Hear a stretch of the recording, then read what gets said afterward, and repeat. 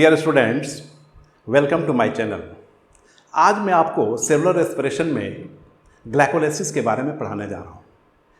Actually what is cellular respiration? Actually cellular respiration is the oxidation of organic compound found within a cell for the production of energy. And the most important organic compound found within the cells are glucose, and which are oxidized to produce CO2 and H2O in the presence of oxygen. And the oxidation of glucose is controlled by a large number of special enzymes. They are said to be the respiratory enzymes, and they are found in the cytoplasm of the cell. And the entire process of cellular respiration is completed in 4 phases. कौन कौन सा phase है, तो मैं पहले आपको पूरा phase बता दूं कि किस किस फेज में ये होता है। तो सबसे पहले जो है ये glucose and glucose oxidize to form pyruvic acid. इसको हम लोग बोलते हैं glycolysis. First step glycolysis. This is the first phase of the cellular respiration. And pyruvic acids oxidized to form acetyl coenzymes A. तो ये फर्स्ट स्टेप हुआ, and this is second step, oxidation of pyruvic acid. और ये जो acetyl coenzymes है, यानी glycolysis का जो प्रोडक्ट होता है, दैट इज पायरुविक एसिड्स, और एक ग्लूकोज मॉलिक्यूल से 2 पायरुविक एसिड मॉलिक्यूल बनता है, और इसका जब ऑक्सीडेशन होगा तो एसिटाइल कोएंजाइम से सेकेंड स्टेज, और यही एसिटाइल कोएंजाइम से अब क्रेब्स साइकिल में जाएगा जो माइटोकॉन्ड्रिया में चलता है। तो third step is Krebs cycle. And the last stage, जो लास्ट फेज है इसका, that is ETS, electron transport system. बस यही 4 फेज है, glycolysis, oxidation of pyruvic acids, Krebs cycle and electron transport system. तो हम लोग बारी बारी से एक साथ हम लोग इसको स्टडी करेंगे, बारी बारी से।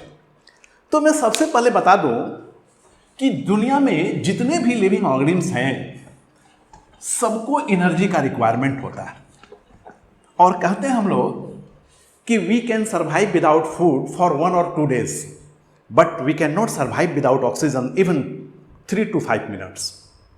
But this is not absolutely right. ये सही नहीं। न हम ऑक्सीजन के बिना जिंदा रह सकते हैं और न हम फूड के बिना जिंदा रह सकते हैं। एक्चुअली होता क्या है कि बॉडी में ऐसा स्ट्रक्चर है कि जो आप फूड खाते हो तो सेल उसको स्टोर करके रखने का कैपेसिटी है। जो एक्सेस आप फूड खाते हो वो हम लोगों के सेल में स्टोर हो जाता है, in the form of fat, in the form of glycogen, यानी डिफरेंट फॉर्म में जमा हो जाता है। लेकिन बॉडी में कोई ऐसा स्ट्रक्चर नहीं है जो ऑक्सीजन को स्टोर करके रख सके। इसलिए इमरजेंसी में जब आप नहीं खाते हो तो वो स्टोर फूड का यूज होता है, लेकिन ऑक्सीजन कोई स्टोर हो ही नहीं सकता, इसलिए आप ऑक्सीजन के बिना जिंदा नहीं रह सकते हैं। और body require energy all the time, और जितना एनर्जी का प्रोडक्शन होगा हमेशा ऑक्सीजन चाहिए। इसलिए continuous supply of oxygen is very essential for the oxidation of food. इसीलिए ये जो ब्रीदिंग है कभी रुक ही नहीं सकता, ये यदि रुका तो लाइफ ऑफ हो जाएगा। यही कारण है। और फूड आप रोक देते हो इसलिए क्योंकि फूड का स्टोरेज करने का पावर बॉडी में है, और यदि मान लीजिए कि ऑक्सीजन गया और फूड ही नहीं है तो ऑक्सीडाइज किस चीज का होगा। इसीलिए हम लोग दोनों के बिना 1 मिनट भी नहीं रह सकते हैं। एनर्जी चाहिए तो फूड चाहिए, और यदि उसके प्रोडक्शन है तो ऑक्सीजन चाहिए। यानी oxidation of food continuous body में चलते रहता है, तभी आपको एनर्जी मिलता है। तो मैं आपको बारी बारी से बताता हूं कि एक ग्लाइकोलाइसिस, उसके बाद बताएंगे आपको ऑक्सीडेशन ऑफ पायरुविक एसिड्स। तो इसके पहले मैं बताऊं कि साइट ऑफ ऑक्सीडेशन, कहां पर ऑक्सीडेशन होता है। तो सबसे पहले आप जान लें कि जो ग्लाइकोलाइसिस होता है, जैसे सपोज दिस इज सेल, ये cell and this is nucleus, तो सेल में साइटोप्लाज्म है और बहुत सारे ऑर्गेनेल्स हैं, इसमें ये हमने माइटोकॉन्ड्रिया, दिस इज माइटोकॉन्ड्रिया, ये है माइटोकॉन्ड्रिया, माइटोकॉन्ड्रिया, और ये है साइटोप्लाज्म, साइटोप्लाज्म। तो cytoplasm is the site of anaerobic respiration that is called glycolysis, glycolysis, इसको एनारोबिक ब्रेकडाउन भी कहते हैं, कहीं ऑक्सीजन यूज नहीं होगा इसमें। तो ग्लाइकोलाइसिस होता है साइटोप्लाज्म में, और इसका जो एंड प्रोडक्ट बनता है दैट इज पायरुविक एसिड। जब तक पायरुविक एसिड्स एसिटाइल कोएंजाइम्स ए में नहीं बदलता है तब तक आपका एरोबिक साइकिल स्टार्ट ही नहीं हो सकता है। तो mitochondria is the site of Krebs cycle, Krebs cycle. तो क्रेब साइकिल माइटोकॉन्ड्रिया में होता है, चलता है, और ग्लाइकोलाइसिस साइटोप्लाज्म। जैसे आपसे पूछे site of glycolysis is cytoplasm and the site of Krebs cycle is mitochondria and site of ETS is the inner mitochondrial membrane. Inner membrane जो है, तो हम लोग सब एक एक करके बारी बारी से देखेंगे। तो जब ग्लाइकोलाइसिस की बात आती है तो ग्लाइकोलाइसिस में क्या होता है कि फूड का जो स्टोर है, तो प्लांट में जो फूड का स्टोरेज होता है in the form of starch, और एनिमल में क्या होता है कि फूड का स्टोरेज होता है in the form of glycogen. तो चाहे वो स्टार्च हो या ग्लाइकोजन हो, ऑक्सीडेशन के पहले उसको ग्लूकोज में, तो सिंपलर फॉर्म में टूटना ही पड़ता है, वो ब्रेकडाउन हो जाता है। जैसे प्लांट में क्या है कि स्टार्च, स्टार्च, और एनिमल का फूड जो स्टोर होता है वो ग्लाइकोजन, ग्लाइकोजन। तो यह पहले ब्रेकडाउन करता है ग्लूकोज, यानी ऑक्सीडेशन के लिए इसको सिंपलेस्ट फॉर्म में आता है ग्लूकोज में, इसी ग्लूकोज का ऑक्सीडेशन होता है ग्लाइकोलाइसिस में। तो ये ग्लाइकोलाइसिस का जो प्रोसेस है बहुत लंबा है, करीब 10 रिएक्शन होता है। तो हम लोग क्या करेंगे, बहुत आसानी से समझने के लिए पहले सारा रिएक्शन को एक साथ लिख देंगे। तो क्या होगा, कहाँ एटीपी कंज्यूम होगा, कहाँ एटीपी प्रोडक्शन होगा, आपको बिल्कुल देख करके ही पता चल जाएगा, और आपको कुछ याद करने की जरूरत नहीं होगी, अपने आप आपको काम चल जाएगा। और केवल कौन सा एंजाइम्स कहाँ काम करता है ये आप 2 बार 3 बार प्रैक्टिस करेंगे तो आपको याद हो जाएगा। मैं आपको केवल 2 मिनट में ये सारा चेन खींच के दिखा देता हूं, बस इसी प्रोसेस को, हर स्टेप को आप इसी तरह बनाएंगे, हमको नहीं लगता कि आपको दिक्कत होगी। ग्लाइकोलाइसिस, तो पहले मैं पूरा स्टेप बना देता हूं। से ग्लूकोज, ग्लूकोज ये 6 कार्बन कंपाउंड है, और glucose get converted into glucose 6 phosphate, phosphate, glucose 6 phosphate get converted into fructose 6 phosphate, fructose 6 phosphate. बिल्कुल इसी तरह आप याद रखिए, फिर मैं एक एक के बारे में बताऊंगा कि कैसे चेंज हुआ है। तो ग्लूकोज 6 फॉस्फेट, ग्लूकोज है तो glucose get converted to glucose 6 phosphate, glucose 6 phosphate get converted to fructose 6 phosphate, और फ्रुक्टोज जो है यह बनाता है फ्रुक्टोज 1,6 डाइफॉस्फेट, फॉस्फेट। अब यहां तक यह 6 कार्बन कंपाउंड था, 6 कार्बन कंपाउंड। अब यह क्या होता है कि यह 3-3 कार्बन कंपाउंड का 2 प्रोडक्ट में टूट जाता है। आपको याद रखना, जहां 1,6 डाइफॉस्फेट आया, अब इसको हम लोग 2 पार्ट में तोड़ देंगे। 1 is 3 phospho dihydroxy acetone phosphate and 3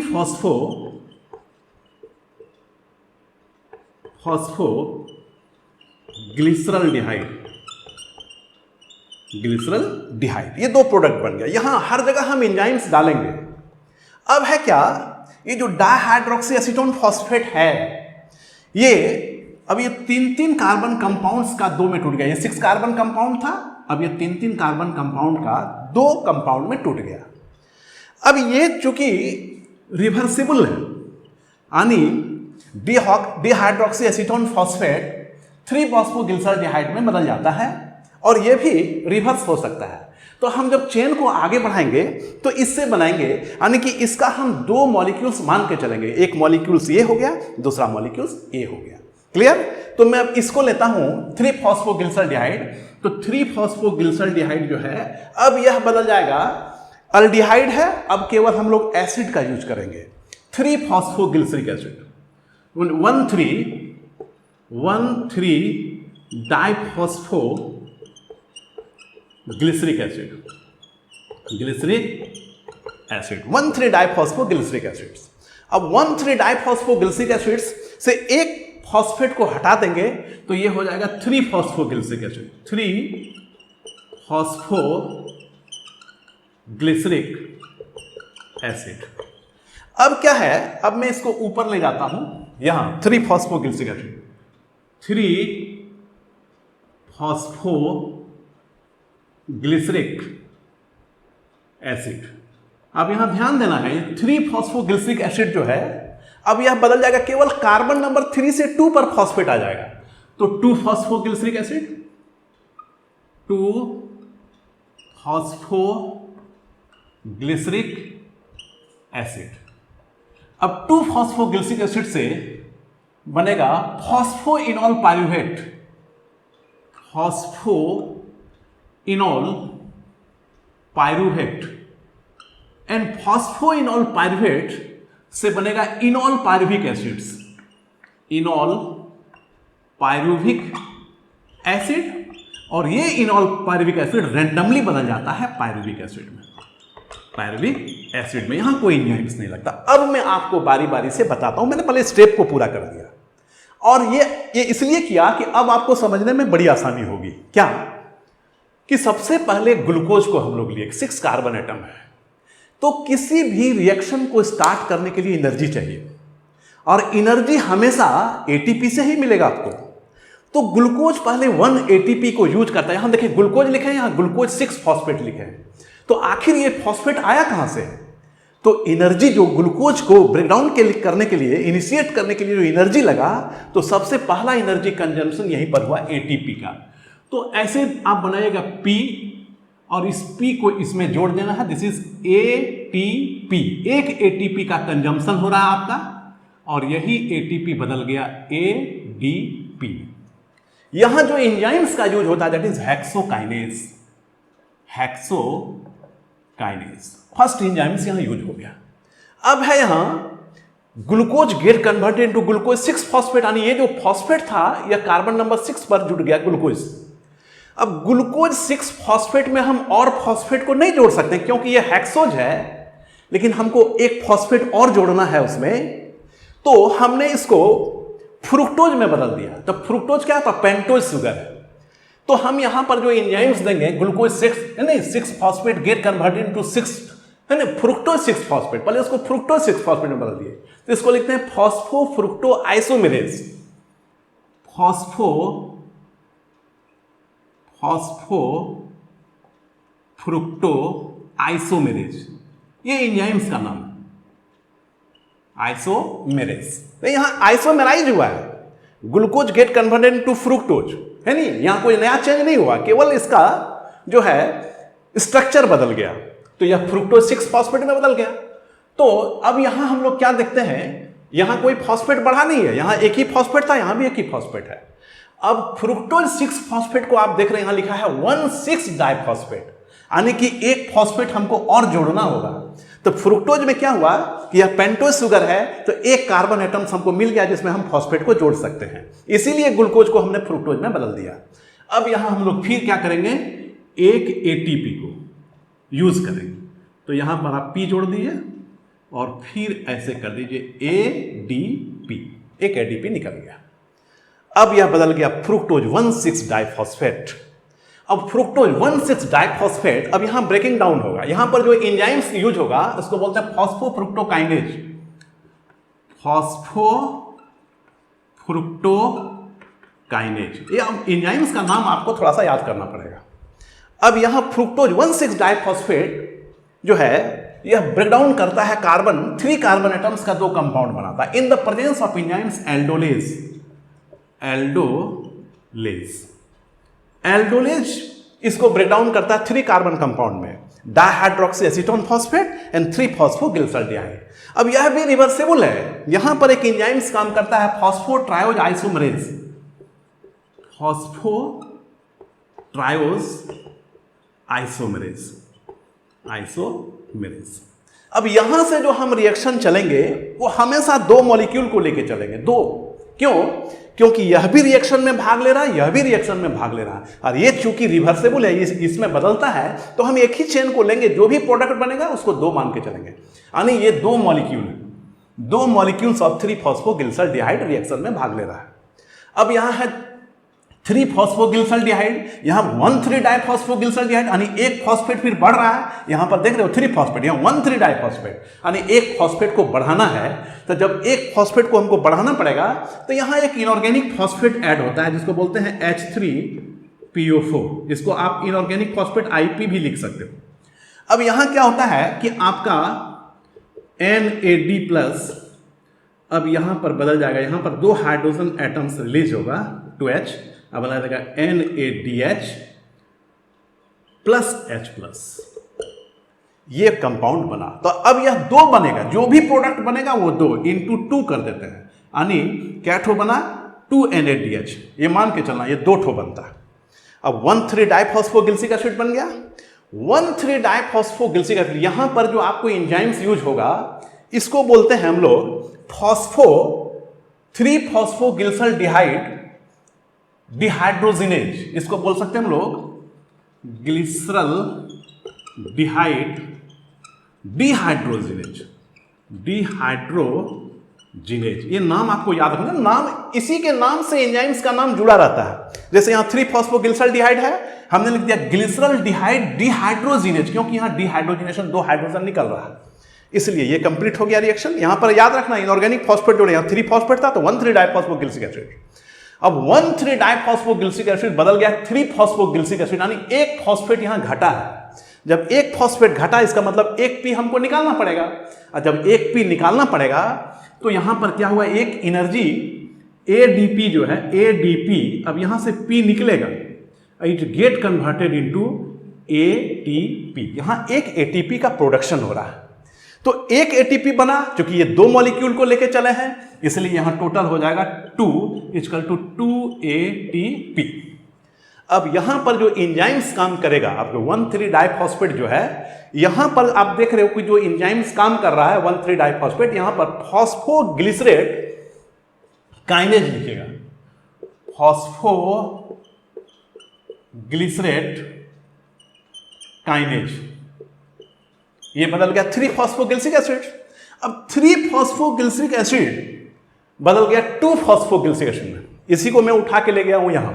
आप देखिए ये रिएक्शन 3 फॉस्फोगिल्सिक एसिड है, यहां ले गया हूं 3 फॉस्फोगिल्सिक एसिड।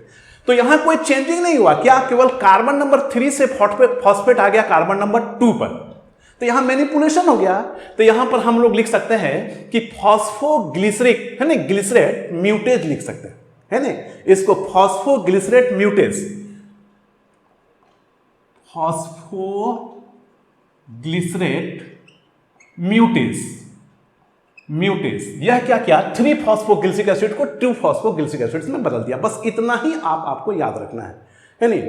अब इसमें क्या है, 2 फॉस्फोगिल्सिक एसिड्स में आप देख रहे हैं फॉस्फोइनॉल पाइरुवेट, यानी फॉस्फो है, तो यहां से एक मॉलिक्यूल्स वाटर को हम लोग निकाल देंगे, यहां से 1 मॉलिक्यूल्स ऑफ वाटर को रिलीज कर देंगे H2O। एंजाइम्स का नाम लिखेंगे enolase, and it get converted into phosphoenol pyruvate, ठीक है ना, फॉस्फोइनॉल पाइरुवेट, तो हमने यहां एनोलेज लिखा है। अब लास्ट में क्या है, यहां पर जो एंजाइम्स काम करेगा इसमें एक फॉस्फेट निकलेगा, क्योंकि यहां पर देखिए इनॉल पाइरुविक एसिड है, यानी फॉस्फेट हट गया, फॉस्फोइड यहां हट गया, तो यहां पर फिर क्या होगा ADP, यानी कि प्रोडक्शन ऑफ एनर्जी होगा। तो फिर यहां से आप P लिखिए और इसी P को जोड़ दीजिए ATP, यानी यहां भी प्रोडक्शन हुआ ATP का। तो चूंकि मैंने 2 मॉलिक्यूल का बात किया तो 2 ATP। अब बन गया इनॉल पाइरुविक एसिड्स। यहां पर जो एंजाइम्स काम करेगा इसको हम लोग बोलते हैं पाइरुवेट काइनेज,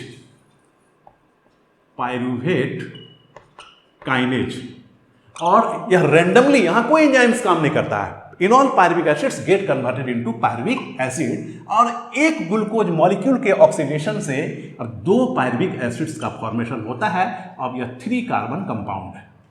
तो this is the end of glycolysis. तो आपने देखा कि रिएक्शन बनाने से क्या हुआ कि आपको पहले ही पता चल गया, जैसे ग्लूकोज है तो ग्लूकोज 6 फॉस्फेट, तो यहां पर एक पी जुटा है, यानी एटीपी एनर्जी कंज्यूमशन। कोई भी रिएक्शन स्टार्ट करने के लिए एनर्जी चाहिए, तो यहां एनर्जी कंजम्पशन हो रहा है, यहां भी एनर्जी का कंजम्पशन होगा। तो यहां भी देखिए जहां कंजम्पशन होगा, ग्लूकोज 6 फॉस्फेट है तो एक जोड़ दिए तो 1,6 डाइफॉस्फेट।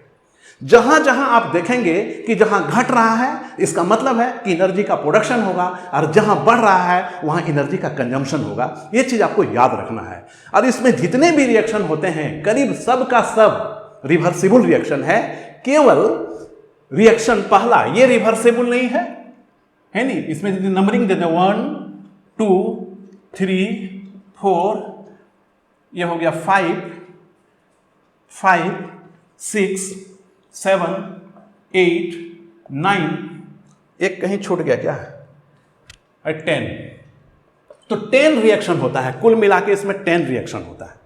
तो इसमें 10 में से 3 ही ऐसा है जो आपका इरिवर्सिबल है।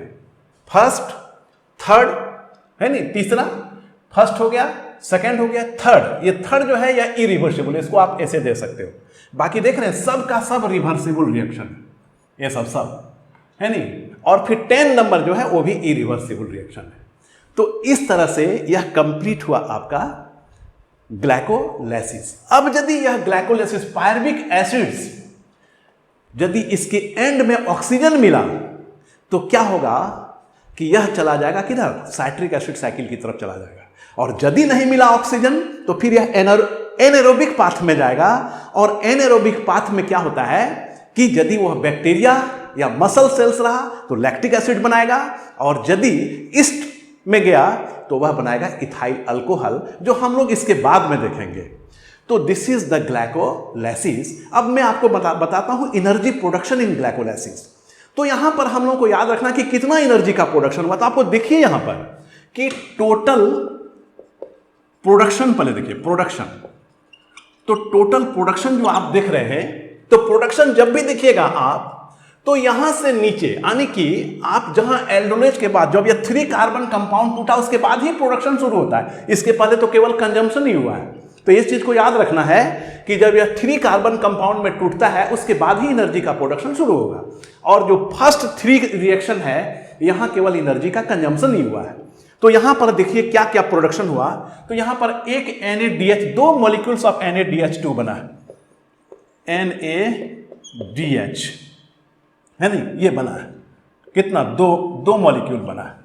तो एक NADH प्लस यदि यह ETS में जाएगा, ETS में इलेक्ट्रॉन ट्रांसपोर्ट सिस्टम में, यदि एरोबिक सिस्टम में जाएगा तो यह 3 मॉलिक्यूल्स ऑफ ATP बनाता है, 3 ATP बनाता है। तो 3 ATP इंटू 2 मॉलिक्यूल्स है तो 6 ATP का प्रोडक्शन होगा आपको ये NADH के द्वारा। अब यहां पर देखिए ATP कहां कहां बना है, तो आपको 2 ATP यहां बना है और 2 ATP यहां बना है। तो कुल मिलाकर के ATP का प्रोडक्शन जो हुआ है, ATP का टोटल प्रोडक्शन हुआ है 4 ATP। तो टोटल प्रोडक्शन कितना हुआ, 10 ATP। अब कंजम्पशन कितना हुआ है, तो 2 ATP कंजम्पशन। तो कंजम्पशन 2 ATP है, तो यदि हम माइनस कर दें इसको तो 8 ATP। यानी पूरा ग्लाइकोलाइसिस में यदि एक ग्लूकोज मॉलिक्यूल का कंप्लीट ऑक्सीडेशन होगा तो आपको 8 ATP मिलेगा। लेकिन यदि यह एरोबिक रेस्पिरेशन में गया ही नहीं, यानी कि ETS चेन में गया ही नहीं, तो आप मान के चलिए कि केवल आपको 2 ही ATP, फिर तो ये 6 ATP नहीं मिलेगा। और 4 ATP का प्रोडक्शन हुआ लेकिन कंजम्पशन तब तक 2 हो गया है, तो आपको केवल 2 ही ATP मिलेगा। तो इस तरह से ये पूरा ग्लाइकोलाइसिस हमने कंप्लीट करा दिया। तो एक चीज याद रखना है कि सारे फेज एक फेज के बाद दूसरा होता है। जब तक ग्लाइकोलाइसिस नहीं होगा तब तक क्रेब्स साइकिल स्टार्ट ही नहीं हो सकता है, क्योंकि उसी का जो एंड प्रोडक्ट है, तो ग्लाइकोलाइसिस के लिए, एक क्रेब्स साइकिल के लिए वो उसका फर्स्ट प्रोडक्ट होता है और उसी को वो यूज करता है। एंड द ग्लाइकोलाइसिस जो उसका जो साइट है दैट इज साइटोप्लाज्म, और क्रेब्स साइकिल जो है उसका साइट है माइटोकॉन्ड्रिया। तो इस तरह से मैंने ग्लाइकोलाइसिस को आज पूरा करा दिया है नहीं? तो इस तरह आपको समझ में, और आप यही करेंगे, इस चेन बनाने में केवल 2 मिनट लगता है, आप देख लिए। और 2 मिनट के बाद क्या करेंगे, हम लोग सारा इसको अरेंज कर, सारे एंजाइम्स का नाम लिख देंगे और आपको अपने पता चल जाएगा। जैसे ग्लूकोज है तो हमने लिखा ग्लूकोज 6 फॉस्फेट, यानी यहां पर एक फॉस्फेट ऐड करना है तो एटीपी का लॉस होगा। और जहां एक फॉस्फेट का लॉस हो रहा है, जैसे यहां पर क्या है 1,3-डाइफॉस्फोग्लिसरिक एसिड, यह बदल गया 3-फॉस्फोग्लिसरिक एसिड। तो 3-फॉस्फो मतलब एक फॉस्फेट लॉस हो रहा है, इसका मतलब प्रोडक्शन ऑफ एनर्जी होगा। और जहां पर आपका एटीपी देख रहे हैं कि एक फॉस्फेट ग्लूकोज मॉलिक्यूल्स घटेगा, फॉस्फेट मॉलिक्यूल घटेगा तो एटीपी बनेगा, और जब बढ़ाना है तो एटीपी का कंजम्पशन होगा। इस चीज को आपको याद रखना है। तो इस तरह से क्लास पूरा होता है। Thank you.